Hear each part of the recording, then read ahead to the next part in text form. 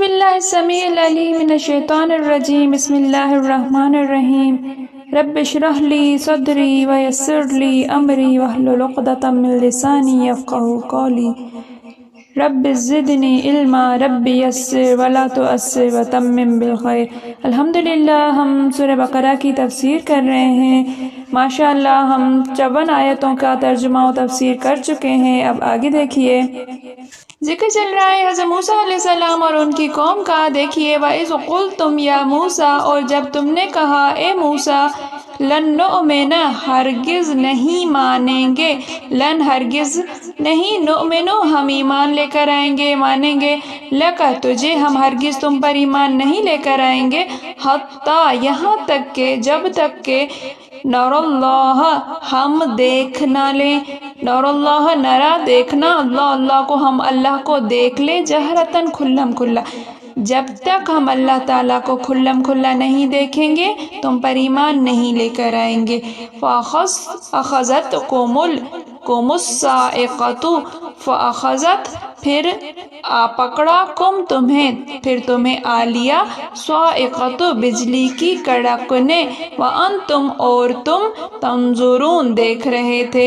اور جب تم نے موسیٰ سے کہا کہ اے موسیٰ، جب تک ہم خدا کو سامنے نہ دیکھ لیں گے تم پر ایمان نہیں لائیں گے، تو تم کو بجلی نے آ گھیرا اور تم دیکھ رہے تھے۔ دیکھیے، ثم بعثناکم، ثم پھر بعثنا ہم نے تمہیں زندہ کیا، کم تمہیں، من بعد موتکم، من سے بعد موتکم تمہاری موت کے بعد، لعلکم تاکہ تم تشکرون احسان مانو، شکر گزار بنو۔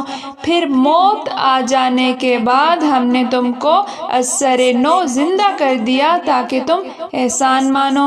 وَظَلَّلْنَا عَلَيْكُمُ الْغَمَامَ، اور سایہ کیا نہ ہم نے، اور ہم نے سایہ کیا، علیکم تم پر، غمام بادلوں کا، وَأَنزَلْنَا اور ہم نے نازل کیا، ہم نے اتارا، علیکم تم پر، المن من وسلویٰ اور سلویٰ، من و سلویٰ، کلو تم کھاؤ، من طیبات پاک میں سے، یعنی پاک چیزوں میں سے، ما رزقناکم جو رزق ہم نے تمہیں دیا، ما جو رزقنا ہم نے دیا، کم تمہیں جو ہم نے تمہیں چیزیں دیں، وما ظلمونا اور ما نہیں، ظلموا انہوں نے ظلم کیا، نہ ہم پر، اور انہوں نے ہم پر ظلم نہیں کیا، ولیکن اور لیکن، کانوا تھے، انفسہم اپنی جانوں پر، یظلمون ظلم کرتے، وہ اپنی جانوں پر ظلم کر رہے تھے، انہوں نے ہم پر ظلم نہیں کیا بلکہ انہوں نے اپنی جانوں پر ظلم کیا۔ اور بادل کا تم پر سایہ کیے رکھا، اور تمہارے لیے من اور سلویٰ اتارتے رہے، کہ جو پاکیزہ چیزیں ہم نے تم کو عطا فرمائی ہیں ان کو کھاؤ پیو، مگر تمہارے بزرگوں نے ان نعمتوں کی کچھ قدر نہ جانی، اور وہ ہمارا کچھ نہیں بگاڑتے تھے بلکہ اپنا ہی نقصان کرتے تھے، اپنی ہی جان پر ظلم کرتے تھے۔ وَإِذْ قُلْنَا ادْخُلُوا، اور اس جب قلنا ہم نے کہا، ادخلوا تم داخل ہو جاؤ، ہذہ القریہ، ہذہ اس قریہ بستی، اس بستی میں، فکلوا پس کھاؤ، پھر کھاؤ، منہا اس سے، حیث شئتم جہاں سے تم چاہو، حیث جہاں کہیں، شئتم تم چاہو، رغداً فراغت سے، مزے سے، وادخلوا اور تم داخل ہو جاؤ، الباب دروازے سے، اور تم دروازے سے ایسے داخل ہو جاؤ، سجداً سجدہ کرتے ہوئے، اور تم دروازے سے سجدہ کرتے ہوئے داخل ہو، وقولوا اور کہو، حطۃ بخش دے، نغفر لکم ہم بخش دیں گے تمہیں، خطایاکم تمہاری خطائیں، ہم تمہاری خطائیں تمہیں بخش دیں گے، سنزید اور سنزید ہم عنقریب زیادہ دیں گے، المحسنین نیکی کرنے والوں کو، عنقریب نزید بڑھا کر دیں گے، زیادہ کریں گے، المحسنین نیکی کرنے والوں کو ہم احسان کرنے والوں کو، نیکی کرنے والوں کو اور زیادہ دیں گے۔ اور جب ہم نے ان سے کہا کہ اس گاؤں میں داخل ہو جاؤ اور اس میں جہاں سے چاہو خوب کھاؤ پیو، اور دیکھنا دروازے میں داخل ہونا تو سجدہ کرنا اور حطتن کہنا، ہم تمہارے گناہ معاف کر دیں گے اور نیکی کرنے والوں کو اور زیادہ دیں گے۔ فبدل الذین ظلموا، پس بدل ڈالا الذین، جن لوگوں نے ظلموا ظلم کیا، تو جو ظالم تھے انہوں نے بدل ڈالا، قولا بات کو، غیر الذی، غیر دوسری کے ذریعے، الذی جو کہ قیل لہم کہی گئی تھی انہیں، جو بات ان کو کہی گئی تھی اس کو انہوں نے دوسری بات سے بدل دیا۔ فانزلنا، پس انزلنا ہم نے نازل کیا، ہم نے اتارا، علی الذین ظلموا، اعلیٰ پر، الذین جن لوگوں نے ظلموا ظلم کیا، جن لوگوں نے ظلم کیا ہم نے ان پر اتارا، رجزن عذاب، من السماء، من سے سمائے آسمان، آسمان سے، بما کانو یفسقون، بما کیونکہ اس وجہ سے کہ کانو تھے وہ، یفسقون نافرمانی کرتے، فسق کرتے، وہ نافرمانی کرتے تھے۔ تفسیر دیکھیے، وَإِذْ قُلْتُمْ يَا مُوسَىٰ، اور جب تم نے کہا اے موسیٰ ہم ہرگز ایمان نہیں لائیں گے جب تک اللہ تعالیٰ کو کھلم کھلا نہیں دیکھ لیں گے۔ اب ہوا یہ کہ محمد بن اسحاق رحمۃ اللہ فرماتے ہیں کہ جب حضرت موسیٰ علیہ السلام اپنی قوم کے پاس آئے اور انہیں بچڑا پوجتے ہوئے دیکھا اور اپنے بھائی کو اور یعنی حضرت ہارون علیہ السلام اور سامری کو تنبیہ کی، بچڑے کو جلا دیا اور اس کی راکھ دریا میں بہا دی۔ اس کے بعد ان میں سے بہترین لوگوں کو چن کر اپنے ساتھ لیا جن کی تعداد 70 تھی، اور کوہ طور پر توبہ کرنے کے لیے چلے گئے۔ ان سے کہا کہ تم توبہ کرو ورنہ روزہ رکھو، پاک صاف ہو جاؤ، کپڑوں کو پاک کر لو۔ جب یہ لوگ طور سینا پر پہنچے اللہ تعالیٰ کے حکم سے، تو ان لوگوں نے کہا کہ اے اللہ کے پیغمبر، اللہ تعالیٰ سے دعا کیجئے کہ وہ اپنا کلام ہمیں بھی سنائے۔ جب موسیٰ علیہ السلام پہاڑ کے پاس پہنچے تو ایک بادل نے آ کر سارے پہاڑ کو ڈھک لیا اور آپ اسی کے اندر اندر اللہ کے قریب ہو گئے۔ جب اللہ کا کلام شروع ہوا تب موسیٰ علیہ السلام کی پیشانی نور سے چمکنے لگی، اس طرح کہ کوئی اس طرف نظر اٹھانے کی تاب نہیں رکھتا تھا۔ بادل کی اوٹ ہو گئی اور سب لوگ سجدے میں گر پڑے، اور حضرت موسیٰ علیہ السلام کی دعا سے آپ کے ساتھی بنی اسرائیل بھی اللہ کا کلام سننے لگے کہ انہیں حکم احکام ہو رہے تھے۔ جب کلام الہ العالمین ختم ہوا، بادل چھٹ گیا اور موسیٰ علیہ السلام ان کے پاس چلے آئے تو یہ لوگ کہنے لگے موسیٰ ہم تو ایمان نہ لائیں گے جب تک اپنے رب کو اپنے سامنے نہ دیکھ لیں۔ اس گستاخی پر ایک زلزلہ آیا اور سب کے سب ہلاک ہو گئے۔ اب موسیٰ علیہ السلام نے خلوص دل کے ساتھ دعائیں شروع کر دی، کہنے لگے اس سے تو یہی اچھا تھا کہ ہم سب اس سے پہلے ہی ہلاک ہو جاتے، بے وقوفوں کے کاموں پر ہمیں ہلاک نہ کر، یہ لوگ ان کے چنیدہ اور پسندیدہ لوگ تھے۔ جب میں تنہا بنی اسرائیل کے پاس جاؤں گا تو انہیں کیا جواب دوں گا؟ کون میری اس بات کو سچا سمجھے گا اور پھر اس کے بعد کون مجھ پر ایمان لائے گا؟ اللہ ہماری توبہ ہے، تو توبہ قبول فرما، ہم پر فضل و کرم فرما۔ حضرت موسیٰ علیہ السلام یوں ہی خشوع و خضوع سے دعا مانگتے رہے یہاں تک کہ پروردگار نے ان کی اس دعا کو قبول فرمایا اور ان مردوں کو زندہ کر دیا۔ اب سب نے یکسباں ہو کر بنی اسرائیل کی طرف سے توبہ شروع کی۔ ان سے فرمایا گیا کہ جب تک یہ اپنی جانوں کو ہلاک نہ کریں اور ایک دوسرے کو قتل نہ کریں میں ان کی توبہ قبول نہیں فرماؤں گا۔ دیکھیے اس آیت کی تفسیر میں ایک دوسرا قول بھی ہے جو ابن کثیر نے تحریر فرمایا ہے کہ موسیٰ علیہ السلام تورات لے کر آئے جو احکام کا مجموعہ تھی، اور ان سے کہا کہ یہ اللہ تعالیٰ کی کتاب ہے، اس پر عمل کرو اور مضبوطی کے ساتھ اس کے پابند ہو جاؤ۔ تو وہ کہنے لگے کہ حضرت ہمیں کیا خبر، اللہ خود آ کر ظاہر ہو کر ہم سے کیوں نہیں کہتا؟ کیا وجہ ہے کہ وہ آپ سے باتیں کرے اور ہم سے نہ کرے؟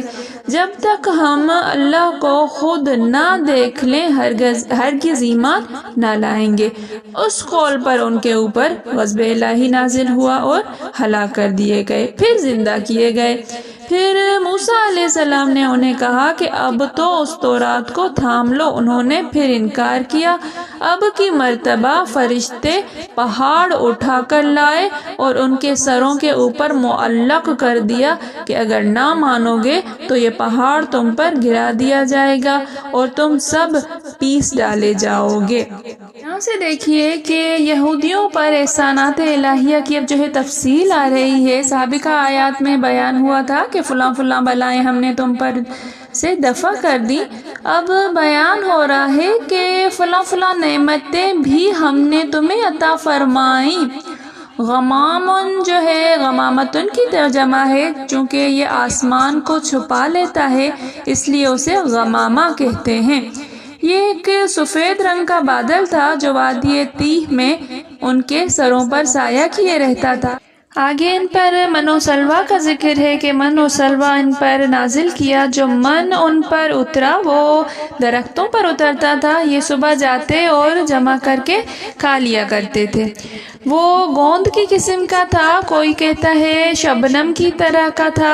حضرت قتادہ رحمۃ اللہ فرماتے ہیں اولون کی طرح من ان کے گھروں میں اترتا تھا جو دودھ سے زیادہ سفید اور شہد سے زیادہ میٹھا تھا۔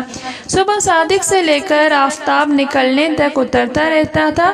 ہر شخص اپنے گھر بار کے لیے اتنی مقدار میں جمع کر لیتا تھا جتنا اس دن کافی ہوا، اگر کوئی زیادہ لیتا تو بگڑ جاتا تھا۔ جمعہ کے دن وہ 2 دن کا لے لیتے تھے، جمعہ اور ہفتے کا، اس لیے کہ ہفتہ ان کا بڑا دن تھا۔ ربیع بن انس کہتے ہیں من شہد جیسی چیز تھی جس میں پانی ملا کر پیتے تھے۔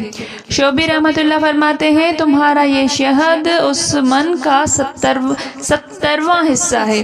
نبی کریم صلی اللہ علیہ وسلم فرماتے ہیں کھمبی من میں سے ہے اور اس کا پانی آنکھ کے لیے شفا ہے۔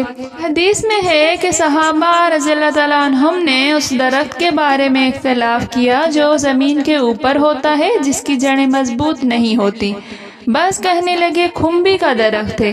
آپ صلی اللہ علیہ وسلم نے فرمایا کھمبی تو من میں سے ہے اور اس کا پانی آنکھ کے لیے شفا ہے۔ سلوہ ایک قسم کا پرند ہے، چڑیا سے کچھ بڑا ہوتا ہے، سرخی مائل رنگ کا ہے۔ جنوبی ہوائیں چلتی تھیں اور ان پرندوں کو وہاں لا کر جمع کر دیتی تھی۔ بنی اسرائیل اپنی ضرورت کے مطابق انہیں پکڑ لیتے تھے اور ذبح کر کے کھاتے تھے۔ اگر ایک دن گزر کر بچ جاتا تو وہ بگڑ جاتا تھا اور جمعہ کے دن 2 دن کے لیے جمع کر لیتے تھے کیونکہ ہفتے کا دن ان کے لیے عید کا دن ہوتا تھا۔ اس دن عبادتوں میں مشغول رہنے اور شکار وغیرہ سے بچنے کا حکم تھا۔ بعض لوگوں نے کہا ہے کہ یہ پرند کبوتر کے برابر ہوتے تھے، 1 میل کی لمبائی چوڑائی میں 1 نیزے کے برابر اونچا ڈھیر ان پرندوں کا ہو جاتا تھا۔ یہ دونوں چیزیں ان پر وادی تیہ میں اتری تھیں جہاں انہوں نے اپنے پیغمبر سے کہا تھا کہ اس جنگل میں ہمارے کھانے پینے کا بندوبست کیسے ہوگا، تب ان پر من و سلوہ اتارا گیا تھا۔ اور پانی کے لیے جب حضرت موسیٰ علیہ السلام سے درخواست کی گئی تو اللہ تعالیٰ نے فرمایا کہ اس پتھر پر اپنا عصا مارو۔ عصا لگتے ہی اس سے 12 چشمے جاری ہو گئے اور بنی اسرائیل کے 12 ہی فرقے تھے۔ ہر فرقے نے، ہر قبیلے نے 1 چشمہ اپنے لیے بانٹ لیا۔ پھر یہ لوگ سائے کے طالب ہوئے، کہ اس چٹیل میدان میں بغیر چھاؤں کے گزر مشکل ہے، تو اللہ تبارک و تعالیٰ نے طور پہاڑ کا ان پر سایہ کر دیا۔ رہ گیا لباس، تو قدرت الہی سے جو لباس وہ پہنے ہوئے تھے وہ ان کی قد کے بڑھنے کے ساتھ بڑھتا رہتا تھا۔ 1 سال کے بچے کا لباس جوں جوں اس کا قد و قامت بڑھتا، لباس بھی بڑھتا جاتا، نہ پھٹتا، نہ خراب ہوتا، نہ میلا ہوتا۔ ان تمام نعمتوں کا ذکر مختلف جگہ قرآن پاک میں موجود ہے۔ دیکھیے وَإِذْ قُلْنَا ادْخُلُوا هَٰذِهِ الْقَرْيَةَ، اب یہودیوں کی جو ہے وہ ایک اور حکم عدولی ہوتی ہے۔ جب موسیٰ علیہ السلام بنی اسرائیل کو لے کر مصر سے آئے اور انہیں ارض مقدس میں داخل ہونے کا حکم ہوا جو ان کی موروثی زمین تھی، ان سے کہا گیا کہ یہاں جو امالیق ہیں ان سے جہاد کرو، تو ان لوگوں نے نامردی دکھائی جس کی سزا میں انہیں میدان تیہ میں ڈال دیا گیا۔ جیسا کہ سورہ مائدہ میں بھی ذکر ہے، قریہ سے مراد بیت المقدس ہے۔ قرآن مجید میں ہی ذکر ہے کہ موسیٰ علیہ السلام نے اپنی قوم سے کہا، اے میری قوم، اس پاک زمین میں جاؤ جو تمہارے لیے لکھ دی ہے۔ اب یہ جو واقعہ ہے یہ تیہ سے نکلنے کے بعد کیا ہے؟ جمعہ کے دن شام کو اللہ تعالیٰ نے انہیں اس پر فتح عطا کی، بلکہ سورج کو ان کے لیے ذرا سی دیر ٹھہرا دیا تھا تاکہ فتح ہو جائے۔ فتح کے بعد انہیں حکم ہوا کہ اس شہر میں سجدہ کرتے ہوئے داخل ہو جاؤ جو اس فتح کا اظہار تشکر کا مظہر ہوگا۔ حضرت ابن عباس رضی اللہ تعالیٰ عنہ اس سجدے سے مراد رکوع لیتے ہیں۔ راوی کہتے ہیں کہ سجدے سے مراد یہاں پر خشوع اور خضوع ہے، کیونکہ حقیقت پر اسے محمول کرنا ناممکن ہے۔ حضرت ابن عباس کہتے ہیں یہ دروازہ قبلے کی جانب تھا، اس کا نام باب الحتہ تھا۔ رازی رحمۃ اللہ نے یہ بھی کہا ہے کہ دروازے سے مراد جہت قبلہ ہے۔ بجائے سجدے کے اس قوم نے اپنی زانوں پر خسکنا شروع کیا اور کروٹ کے بل داخل ہونے لگے، سروں کو جھکانے کے بجائے اور اونچا کر لیا۔ حتتن کے معنی بخشش کے ہیں۔ بعض نے کہا ہے کہ یہ امر حق ہے۔ اکرمہ رحمۃ اللہ کہتے ہیں اس سے مراد لا الہ الا اللہ کہنا ہے۔ ابن عباس رضی اللہ تعالیٰ عنہ کہتے ہیں ان میں گناہوں کا اقرار ہے۔ حسن رحمۃ اللہ اور قتادہ رحمۃ اللہ فرماتے ہیں ان کے معنی یہ ہیں اللہ ہماری خطاؤں کو ہم سے دور کر دے۔ پھر ان سے وعدہ کیا جاتا ہے کہ اگر تم اسی طرح یہی کہتے ہوئے شہر میں جاؤ گے اور اس فتح کے وقت بھی اپنی پستی اور اللہ کی نعمت اور اپنے گناہوں کا اقرار کرو گے اور مجھ سے بخشش مانگو گے، تو چونکہ یہ چیزیں مجھے بہت ہی پسند ہیں میں تمہاری خطاؤں سے درگزر کر لوں گا۔ حکیم صلی اللہ علیہ وسلم فرماتے ہیں بنی اسرائیل کو حکم کیا گیا کہ وہ سجدہ کرتے ہوئے اور حتتن کہتے ہوئے دروازے میں داخل ہوں، لیکن انہوں نے بدل دیا اور اپنی رانوں پر گھسٹتے ہوئے اور حتتن کے بجائے حبتن فی شعر کہتے ہوئے جانے لگے۔ حضرت ابو سعید خدری رحمۃ اللہ فرماتے ہیں کہ ہم رسول اللہ صلی اللہ علیہ وسلم کے ساتھ جا رہے تھے، ذات الحنطل نامی گھاٹی کے قریب پہنچے تو آپ نے فرمایا کہ اس گھاٹی کی مثال بھی بنی اسرائیل کے اس دروازے جیسی ہے جہاں انہیں سجدہ کرتے ہوئے اور حتہ کہتے ہوئے داخل ہونے کو کہا گیا تھا اور ان کے گناہوں کی معافی کا وعدہ کیا گیا تھا۔ حضرت ابن مسعود رضی اللہ تعالیٰ عنہ فرماتے ہیں حتہ کے بدلے انہوں نے ہنتتن حبتن حمراء فیہا شعیرتن کہا تھا۔ ان کی اپنی زبان میں ان کے الفاظ یہ تھے حتہ سمعنا عصبتن مذبن۔ ابن عباس رضی اللہ تعالیٰ عنہ بھی ان کی اسی اس لفظی تبدیلی کو بیان فرماتے ہیں کہ رکوع کرنے کے بدلے وہ رانوں پر گھسٹتے ہوئے اور حتہ کے بدلے ہنتتن کہتے ہوئے داخل ہوئے۔ مطلب یہ ہے کہ جس قول و فعل کا انہیں حکم دیا گیا تھا انہوں نے مذاق اڑایا، جو صریح مخالفت اور معاندت تھی، اسی وجہ سے اللہ تعالیٰ نے ان پر اپنا عذاب نازل فرمایا۔ اللہ تعالیٰ فرماتے ہیں کہ ہم نے ظالموں پر ان کے فسق کی وجہ سے آسمانی عذاب نازل فرمایا۔ رجس سے مراد عذاب ہے، کوئی کہتا ہے غضب ہے، کسی نے طاعون کہا ہے۔ ایک مرفوع حدیث ہے طاعون رجس ہے اور یہ عذاب تم سے اگلے لوگوں پر اتارا گیا تھا۔ رسول اللہ صلی اللہ علیہ وسلم فرماتے ہیں کہ یہ دکھ اور بیماری رجز ہے، تم سے پہلے لوگ انہی سے عذاب دیے گئے تھے۔ اللہ تعالی ہم سب کو محفوظ فرمائے۔ الحمدللہ، آج ہم نے سورہ بقرہ کی 59 آیتیں مکمل کی ہیں۔